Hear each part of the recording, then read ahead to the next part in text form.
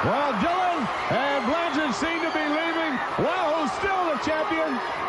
After being laid out by that pile driver, referee Tommy Young reported to referee Randy Anderson about the pile driver. They reversed the decision, and the belt does not change hands.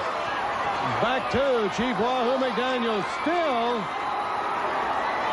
the national champion, and what a finish, fans. And you saw Dusty Rhodes in to clean out the ring and to really protect Wahoo. Watch again this ending in slow motion, Johnny. Here's where Blanchard gained the advantage as Wahoo had his hands full with James J. Dillon. The referee over there with Dillon does not see this maneuver. The referee does not see this pile driver, which is illegal. And there is Blanchard giving the pile driver to Wahoo. He did get a 3 count, but the decision was reversed. There you're going to see the 3 count. The decision was reversed. Wahoo McDaniels remains the champion.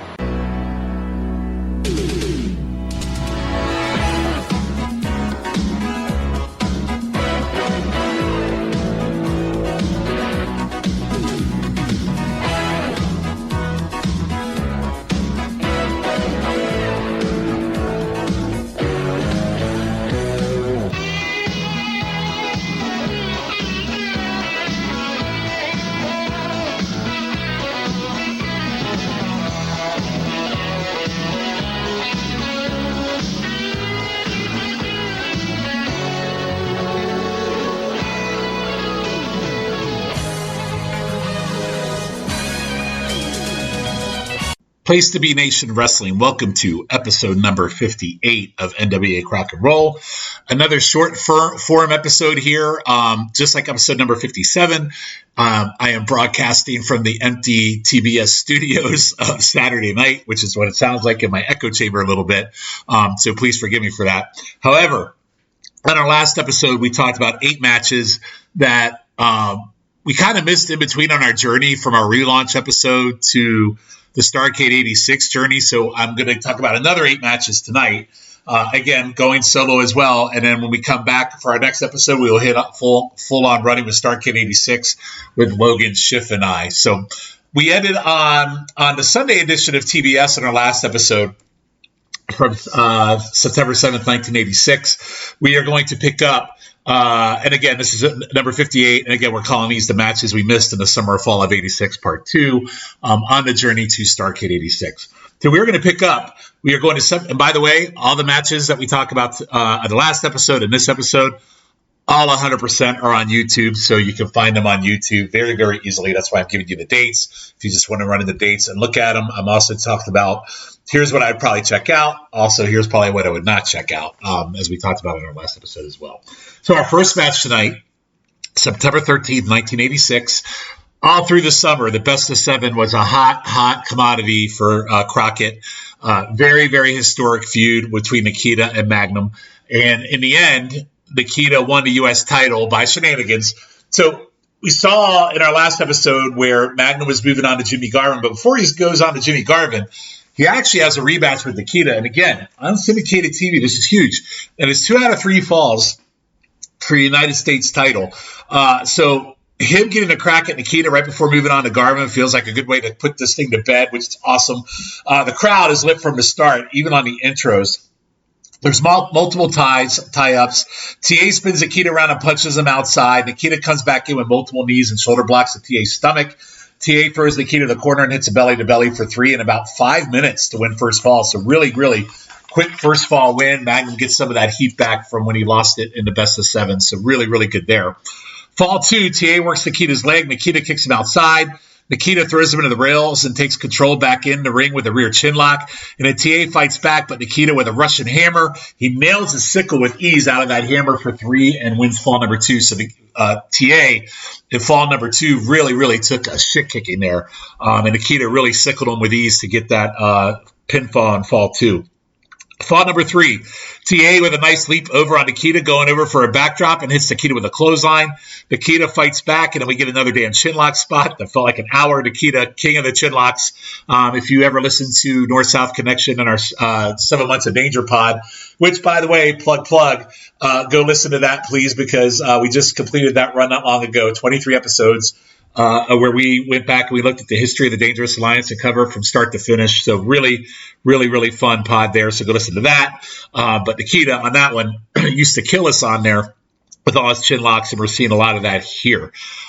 So anyway, we go, let's see where we stopped at. So Nikita not doing blockbusters at this point, but Nikita does a blockbuster on TA that like literally looked on a backdrop, and it looked like it was botched because Nikita did a blockbuster. And again, like I said, Nikita wasn't doing blockbusters in 1986. Then we get another Nikita chin lock spot. I love TA getting out of it with like a savage arm drag. Like he literally takes Nikita's arm and savagely gets out of it. I thought that was a really good counter to escape. TA fires up on Nikita. There's a suplex for 2. TA screaming along with the crowd, like TA is fired up and getting the crowd going. There's another botch that TA turns into a backslide for 2. That Young counts as 3, but the foot is in the ropes. Angry TA goes outside and he grabs the belt, and like an idiot goes in and smacks Ivan, and he hits Nikita with the belt and gets DQ'd. So Nikita wins 2 pinfalls each, but however, he gets a DQ, so he loses. Nikita retains.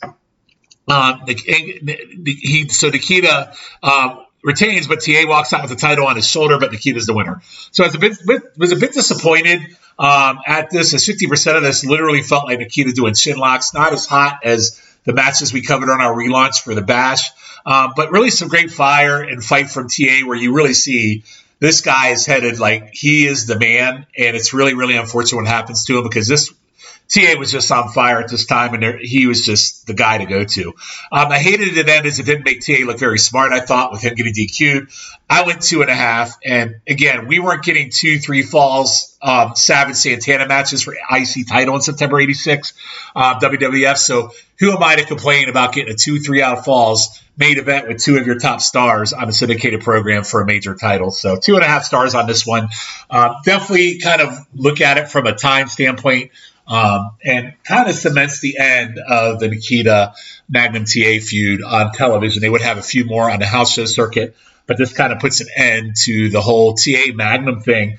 TA Nikita thing, which has really been going on since January. So 9 months, this feud has really been on fire and been building to a crescendo. And again, not something you see nowadays, but really, really good stuff, that whole entire feud. Our second match piggybacks on our last match of our last episode where we saw Big Bubba Rogers do a top rope body splash on top of Dusty Rhodes and Ricky Morton when Dusty was trying to protect Morton from Bubba doing a splash, and Bubba ended up splashing both of them. So we get a kind of a cool kind of symmetry here. So this is also on syndication from Worldwide. It's Midnight Express and Big Bubba Rogers versus the Rock and Roll Express and Dusty Rhodes. And again, 9/20/86. Another big-time main event, and we just don't get these at WWF at the time. Like, you would get kind of a smattering here, but like you would get them on Saturday night's main event, but you just wouldn't get them on the weekly shows. So, again, another big-time match. So, great 6-man on paper with all the history between these 6.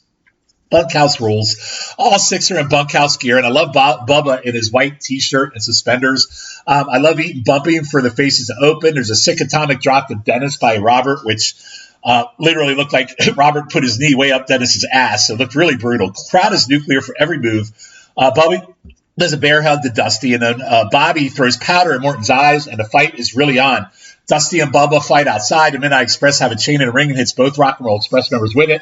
Bobby shoves an object into Ricky's eye, and then Dusty is fighting all 3 heels solo outside the ring. Bobby does an Alabama jam to Morton. Morton does a hot tag to Robert. Each Rock and Roll Express do single drop kicks to Bubba, but he won't go down. Then they do a double drop kick that takes him down, but he bounces right back up, and Dusty clotheslines him. All 6 are in the ring, and then Bubba goes up top, but Dusty throws him off, picks Bubba up, and does the coolest looking walking pile driver. Like, he kind of like bounces up and down on his knees, and he walks also, but then he pile drivers Bubba for 3, and it's rare to see Bubba take a pin, but this was really 10 minutes of really, really good war, and a really, really fantastic follow-up from the match we talked about on the last episode. I went 3.25 on this. So out of the 10 that we have covered matches at this point that we have covered on our last 2 episodes, this would be my favorite so far at 3.25. All right. So we talked about on our last episode how Flair was kind of winding down his whole territory run and doing the territories. But we do still have some smatterings of that, and this would be an example. So Flair is on a circuit in Puerto Rico. So on 9/20/86, Flair is in Puerto Rico, and he's defending his world title. against Miguel Perez Jr. Now, Puerto Rico has not really been a good hotbed for us. We have not really seen any great matches. I think infamously, we could talk about a Jimmy Valiant Abdullah the Butcher match we covered in our early run of NWA Crock and Roll that honestly, I don't know if Colin McDougal ever recovered. But anyway, so some of the matches haven't been great, but Flair has 2 world title matches here during this week. So 9/20, it's versus Miguel Perez Jr. Yes, it is future Los Boricua for the WWF, Miguel Perez Jr. Real short here, mostly mat work with hammer and leg locks. There's a sleeper by Flair at the 5-minute mark. Flair goes up top, plays the hits, gets thrown off. Then Flair is thrown upside down in the corner, again playing the hits. But Flair grabs legs, puts Miguel on his back, and a feud on the rope for a really weak 3. Like literally, Flair pulls the legs out, but it really looks like Miguel is just getting in position. It looks like a big lump of log there. Doesn't look like there's an intensity or anything in him trying to kick out. Really weak 3. This was 7 minutes. Really, really not good at all. And they really did nothing. And basically Flair playing the hits against an opponent that clearly looked like he couldn't go toe-to-toe with him. I went half a star on this. Totally ignore, because you're not missing a damn thing in this one. So the next night on 9/21/86, it is Flair versus Invader 1. This is for the world title. And yes, it's that Invader 1. I won't get into detail, but the whole Invader 1 Bruiser Brody thing, we all know what that's about. Yes, it's that Invader 1. They shake hands to start. Again, trading mat work and hammer locks. Invader does a shoulder block, hip toss, and body slam. There's dueling shots and punches. Flair punched over the top rope. There's a figure 4 to Flair back on the inside, then a suplex. Invader is just nailing some really good stiff forearms and punches, mounting rope punches as well. Invader dominates pretty much the whole match. Flair does again play the hits upside down over the apron, and then he's tossed off the top rope. There's a ref bump and an Invader with a sleeper. Invader is attacked by another wrestler running into the ring. I couldn't make out who it was, but I'm sure it's someone who Invader was feuding with in Puerto Rico. Flair grabs a foreign object, clocks Invader, the rest back up for the 3. This one, unlike the last one, this one was surprisingly really good. Invader dominated, but very little slow pacing, and he worked a quick 11-minute pace. I actually like this, and I was shocked. It's 2.5 stars. A little bit of Benoit syndrome here, where, Invader 2 did not do good things, Invader 1 did not do good things. So if that's a problem, don't go back and watch it. But again, a really, really solid match, solid world title defense, running 11-minute, and Flair really didn't have to work the long game for this week in Puerto Rico and probably took it to the bank. So good for Ric Flair, but surprisingly good one here. All right, our 5th match of the night, also from 9/20/86, all 4 of the last matches. 9/20/86. This is also on syndicated television. Like, they are just cranking this shit out, man.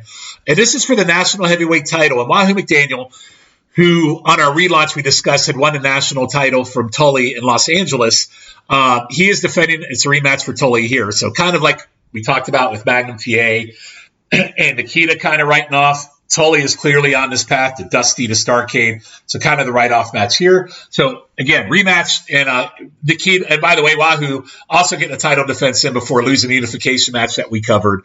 Also on our relaunch where Nikita, basically they fused together the national heavyweight title and the U.S. title. So Wahoo at least getting a little bit of a kiss here on a title defense. So first 4 minutes opens up. Best of Wahoo just chopping Tully like left and right. And literally, like when I talk about chopping, we're talking about mincemeat and just freaking turning them into mincemeat, man. And Tully was just selling them like death, and the chops just looked savage. Tully finally gets Wahoo outside and throws Wahoo into the ring post. Tully gets multiple elbows, gets an impressive body slam. Wahoo fires up. Runs around ring, holding Tully's head and just lays it on him. Wahoo goes to JJ on the apron, and Tully gets a knee from behind, hits a really nice pile driver, and Wahoo is pinned, and the ref counts 3, but another ref comes out. Apparently the pile driver is illegal at this point in Crockett. It didn't make a lot of sense. I've seen 100 pile drivers. We just talked about one in our last match a couple of matches ago with Dusty and Bubba. So the match was reversed. JJ and Tully beat up Wahoo. Dusty comes in and cleans house. The ending was really confusing, but they kept Wahoo to his strengths and chopping bitches and very, very slow spots. Tully is an awesome seller and the heel work and took a beating to hell, man. So I'm going to probably take a heat on this. I went 3 stars. I thought it was one of the better Wahoo matches that we've watched for this pod. Wahoo has not been popular on this show. We shit on him a lot, but Man, I really enjoyed this match. I thought it was really, really good. Take the schmaz ending out, it probably would have been higher. But I think the thing with Wahoo that we discovered is if you keep Wahoo to his hits, just have him chop the shit out of bitches, do a few moves here and there, keep him out of the rest holds, and you give him a really good heel to work with, like a Tully, it's going to be decent. He's clearly past his expiration time. But, yeah, really, really good, solid match. I would recommend going watching this from, like I said, national title defense on free TV, Wahoo chopping bitches. I'm all in for that every day of the week, and Tully is a fantastic heel. So good match here. All right. So we are going to October 11th, 1986. So when Logan and I did our episode 2 episodes ago on the road to Starrcade 86, if you remember when Nikita did his heel turn, one of the things he had said is, well, the accident with the TA happened in Japan, and I got a call while I was in Japan touring. Well, basically, the accident happened when Nikita was touring in Japan. And he said, when I came back, he became friends with, Dusty and I talk, and now here I am, and that's my really bad Nikita. So anyway, we're going to talk about those matches from Japan are actually on YouTube. And I don't have a lot of hope going into them. And I think after I talk to him, you'll see why. But yeah, so basically, Nikita was on a tour of Japan with Khrushchev, and they were doing tag matches. Both these matches I'm going to talk about aired on October 11th, 1986, Japan TV. So Nikita and Khrushchev both come out with their U.S. belt and the U.S. tag belt. Don't know where Ivan was, but here's the cool thing. I love the U.S. representation of Russians in Japan. So they're taking on Hamaguchi and Choshu. And I know Choshu we have talked about before. I believe we've had a couple matches with him on Flair. I probably thought they were good. I can't remember. But Logan Crossland, probably good. He's not on this episode. No to Japan hater. Is not going to like these matches. So there's an arm lock, lockups, and slams between the two teams. Hamaguchi looks like the peg in a square hole almost against the other three. There's a lot of kicking and punchings by the Russians. Nikita throws Hamaguchi outside, stands there and watches him get back in. Choshu and Nikita do a test of strength. Choshu actually wins and flips Nikita over. Hamaguchi tags in, has a quick flurry on Crusher Khrushchev. However, Crusher Khrushchev press slams him. The Japanese team has a brief offense run, but Crusher Khrushchev gets a power slam on Hamaguchi for 3. There wasn't much to this. The power slam ending was kind of weak. And the bland ending, I went 1.25 star on this. So not mixing anything major in here in this match. The next match was also the Russians versus Tenryu and Fuyaki. And again, we have talked about Tenryu on this pod 100 times. Fuyaki playing the Hamaguchi role in this match. So the heels beat up Tenryu for a few minutes, but he comes back with some stiff forearms to Crusher Khrushchev's chest. Fuyaki teams in and gets his ass handed to him. He does manage to get a spin kick and leg drop to Crusher Khrushchev. He, however, has his run cut off by Nikita, allowing Crusher Khrushchev to sickle Fuyaki for the win. This was also nothing to write home about. A lot of money to bring the Russians in for the last 2 matches. These were not good, guys. You do not need to go watch these, but I thought it would be kind of cool to see what Nikita was doing when he had the accident, when Magnum had his accident, and where he was at the time. So he was really in Japan, and not good. Not good at all. Not like some of the Road Warriors matches we've talked about, or some of the Flair matches we've talked about when they're touring Japan. So this was not good. All right, so our final match of the night, and this will take us home to our next episode, which will be Starrcade 86. But this one took me by surprise because I had just recently discovered the NWA Sunday edition. And I talked about it on our last episode. Again, I know I'm doing a lot of references, but just to let you know if you didn't hear it, doing some references there. We had talked about the Sunday edition debut, and their debut second episode had Rock and Roll Express versus the Midnight Express. Well, this one tonight, it is a U.S. Tag Team title defense, and it is Ivan Koloff and Crusher Khrushchev against a team that I knew in Team Continental. They will team in the UWF in the future as well, because they will be the UWF Tag Team Champions in 1987. And there's a Lightning Express of Tim Horner and Brad Armstrong teaming up to go after the U.S. Tag Team titles. And so, again, the Sunday edition bringing us the goods here. Because like I said, our last episode, we had the Rock and Rolls versus Midnight Express for the World Tag, and now we have this one for the U.S. Tag. And as I said, Armstrong and Horner we'll talk more about in the future, as they would go on to be the Lightning Express. Again, they wrestled on Continental and would be the second to last UWF Tag Team Champions before UWF goes out of business, which I'm sure we will talk about as we get to that in 87 as it occurs, because it happens after Crockett buys Watts out, obviously. So the Russians are wearing their U.S. tag team belts, and this is easily the U.S. tag team titles are a favorite of mine. They're top 5 belts ever to me, because I just think it's different and unique, and I think Crockett always brings the good to his belts. I actually have a U.S. tag team title belt here in my office that I'm staring at as I record this. But he makes today's belts look like a joke for me, just different. And, WWF, especially today, where all they have is just their logo on the front of all their belts. I think the new Seth Rollins belt's pretty cool. But it's all about the logo on the front, and the other belts I just think suck. So anyway, this is also right after Nikita Koloff's turn. So it's mentioned on commentary how upset the Russians are with Nikita. What's happened? So Crusher Khrushchev throat throws Brad across the ring, but Brad dodges a bunch of punches, and all 4 and the heels get multiple drop kicks from both faces to the crowd's delight. All 4 in a ring again, and the Russians again eat shit on drop kicks. Horner hits a top rope hits a Frankenstein on Crusher Khrushchev as he's lifting. Ivan is lifting him in the air, which was really, really good. Again, later on, all 4 in the ring with faces kicking the Russians' ass again. We get back from commercial. The Russians have control and working over Brad. Brad hits a nice clothesline to Ivan off the ropes. Horner tag and works both heels over. All 4 go at it again. Crusher Khrushchev hits a sick-looking backdrop to Horner, throws him way, way up in the air. Looks really visually good. There's a long rear chin on Horner. Ivan is in and goes up top. Horner punches him, and Ivan crotches himself. Crusher Khrushchev for the apron does a really cool spot where he walks clear along the apron to grab Horner and pulls him back to the corner to keep him for tagging Brad Armstrong while Ivan recovers from the crotch, which is really good psychology there. Horner keeps trying to tag, but cut off at every turn until Horner and Ivan collide mid-ring. Horner gets the tag. Armstrong takes on both heels. There's drop kicks to Ivan, and there's a 2 count, but the foot's on the ropes, and the bell rings. And we get a time limit draw, guys. This went a full 20-minute time limit draw again on syndicated TV. This was great. I really wish we saw more at the time.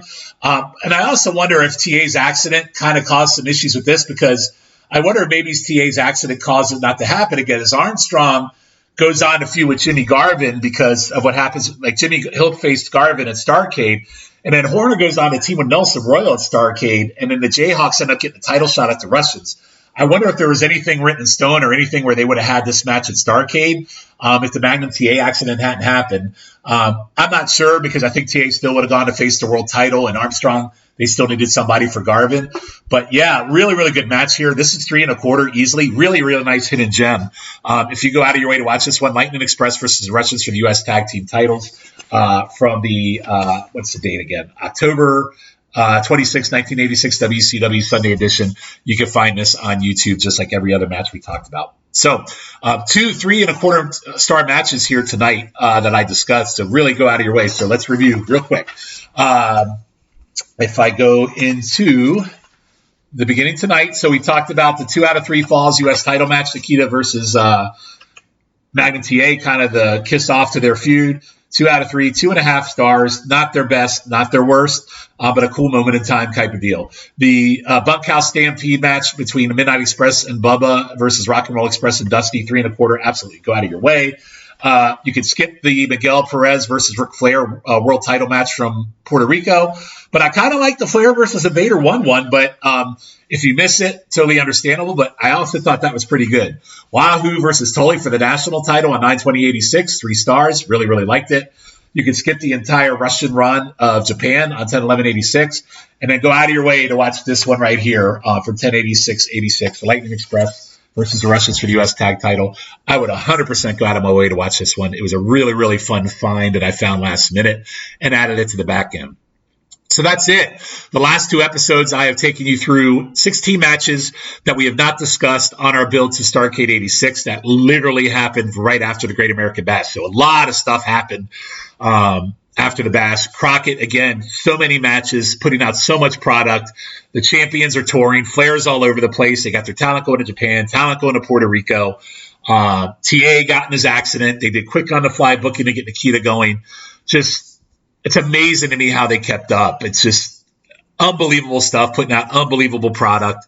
And is giving us some really, really great stuff. So I'm really excited to talk about Starrcade 86 next episode with Logan and Schiff.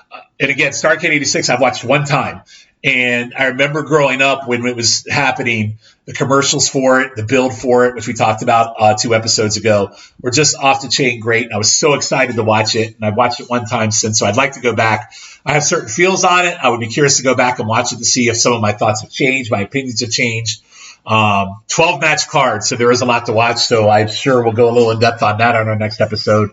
So we'll definitely run longer than the last 2 Pod Blast 30 minutes or under ones that I've done in the last 2 episodes. So before we go, a couple things to plug. I'm going to plug the one main thing. Well, I'll plug Logan and Shift's our stuff here on PTBN. Highway to the Impact Zone, where Logan leads a group of us. When I'm on, I can be on through the Impact journey. We are in 2006 right now, so please give that a listen. Highway to the Impact Zone, always a fun off-the-rails show. YouTube Roulette.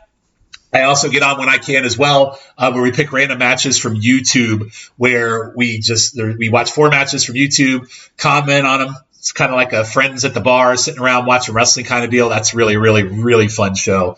I really enjoy listening to that one and doing that one when I can. The other one we'll talk about that just ended not long ago was the 7 Months of Danger podcast. Really, for me, probably one of the funnest ones I've ever done, and we actually get to complete it. I enjoy doing it with Jake, Logan, Matt, and Schiff. And we went through the entire history of the Dangerous Alliance, starting with Halloween Havoc, 1991, and took it through July, where the official July of 92, where it really, really ended. But not as great as we thought it was going to be, but the journey was fun. We had a lot of fun, a lot of bullshit. I think we went into it thinking it was going to be kind of a serious kind of thing for us, kind of like we do on NWA Crock and Roll, where we kind of take it very seriously and really analyze it. Now, we did analyze it. It was really hard to take some of it seriously. There was some good stuff. I think in the end, we watched 120 matches and only 17 really met that 3-star ratio. But the stuff that happened, our bullshit and what we talk about, it is one of the funnest things you'll ever listen to. 23 episodes, most episodes 90 minutes or less, but some are even a little over an hour. That is over on the North-South Connection feed. Please go listen to that. The entire run is in the archives over there, and it's really fun to complete a pod journey, and I look forward to completing this pod journey here. We're on episode number 58, and after we get through Starrcade, we'll be getting into the end of 96 as we get into the winter. So 1987 is around the corner, and this pod journey is going to take us through December of 88. So really, really looking forward to getting this one completed, because if anything, the 7 Months of Danger really, really, it got me into those time frame things. And honestly, doing that pod got me back into getting the Crockett and figuring out a way to do it. Even if we can't be on a set pod schedule, but figuring out how we do it and we complete it, because 7 Months of Danger really reinvigorated me to get back into this. And last thing I'll plug, and it hasn't been recorded as of this episode yet, one more pod that, again, will not necessarily be on a time frame. It's more of when I can record it, with who I'm going to record it with. Kind of a spinoff of Danger Pod, and I'm not going to go too much into it right now.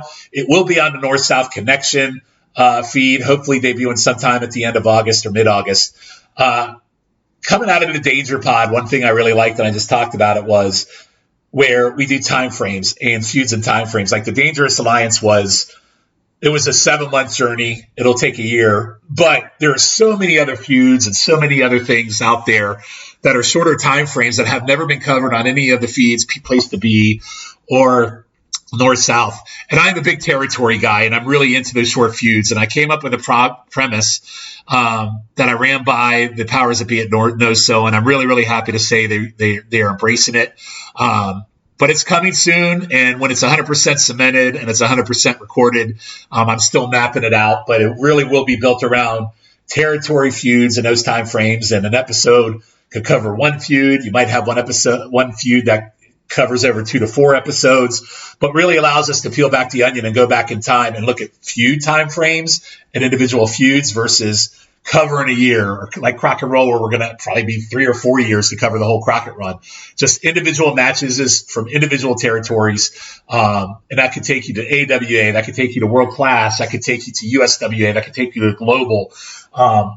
the sky's the limit, Mid-South. The sky's the limit in what we can do. So I'm looking really, really forward to getting my hands wrapped around that. Scott Shiflett has already agreed to be my partner in crime here on NWA Crock and Roll.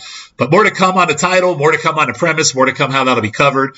We hope I will probably record a few solo ones in that as well to get product out, because honestly, with my job and what I do for a living, some of the solo work will be easier to do, and then you don't have to bring anyone to it, and you can cover one pod and cover one feud, and then I could bring in my co-hosts in to cover the bigger pods and the bigger feuds of that nature. So we hopefully Schiff and I will have some guests on there, but I do appreciate Schiff joining me for that journey.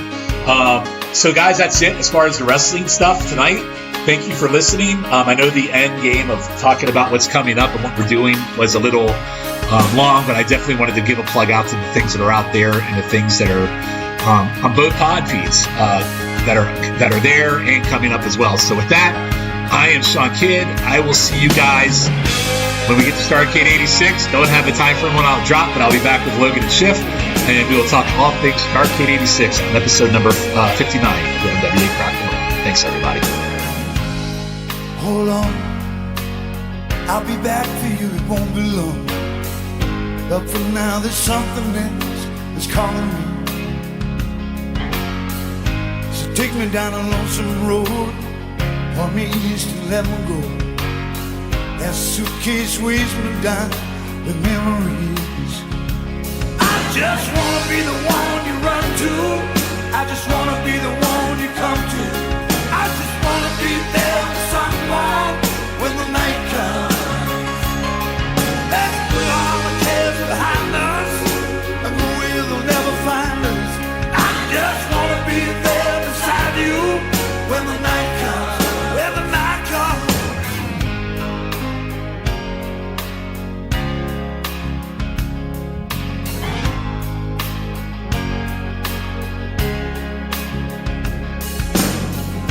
Two spirits in the night. You can leave before the morning light. When there's nothing left to lose, there's nothing left to fear. So meet me on the edge of time. Won't keep me waiting, I'll be right. Then you and I, we'll just run right out of here. I just wanna be the one you run to. I just wanna be the one you come to. I just wanna be there for someone when the night comes. Let's put all the cares behind us and go where they never find us. I just wanna be there beside you when the night comes. When the night comes, I know there'll be a time when you and I could take our hands and run away. Pick up all the pieces from the shattered dream. We're gonna make it out someday. We'll be coming back to stay.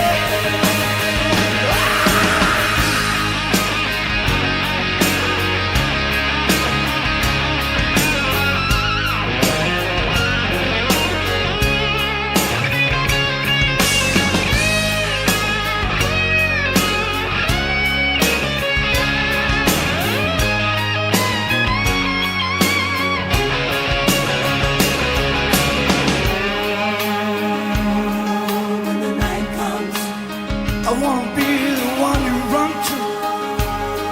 When the night comes, to be the one you come to. I wanna be the one you run to.